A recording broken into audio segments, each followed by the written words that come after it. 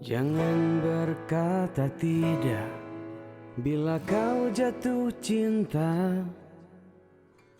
Terus terang sajalah, buat apa berdusta. Cinta itu anugerah, maka berbahagia. Alio keluar, mulut tutup. Jamie, mana ni? Hai, motor abang paling cantik. Barunya ni dah, kamera. Apa tu? Scam? J-Cam? Apa ni? SJ4000.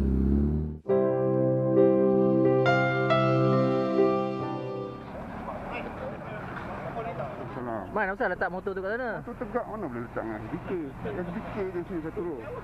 Ini warna B punya SP4. Yang warna Banyak sangat.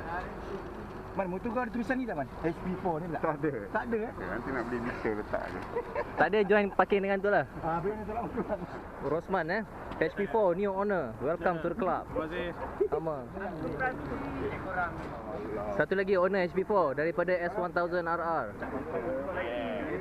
Itu Gori mahal lah. Gori mahal. Satu lagi owner HP4. Sebelum ni Panigale, masih lagi Panigale. baik tempat gambar. Ini pun owner asal S1000. Fahmi. Dia weather no. Ni seorang lagi SP4 owner. Ada aset baru kan? Ini kelas SP4 ke? Kelas SP4 je. Sama lah kau. Kau? Sama. Kau boleh apa? Kalau kau nak ketua kumpulan, itu ketua kumpulan kita. Oh, patut. Jangan. Oh.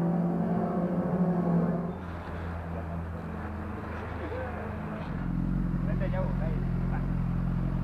Baru lah betul. Ada letak dia apa. Weh Mal, first time aku tengok kat perut. Semalam aku bawa slow sangat ke? Slow nice. Sorry, minta maaf lah. Aku kena tukar factory dulu, boleh saing dengan SP4 ni. Mantik. Brother tu semalam, aduh, dia tonjol aku. Dia tu semalam tak habis pulas tu. Tunggulah aku keluar factory. Itu aku rasa kau kena ambil SP4 juga lah betul. Sebab kau pun plan upgrade kan? Sewantir je cukup. Kau tu juga ikut? Sure? Yang barunya Brother belakang tu pun dengar kata nak? Itu. Apa tu jauh man? HP4 wannabe. Oi, 5 biji SP4.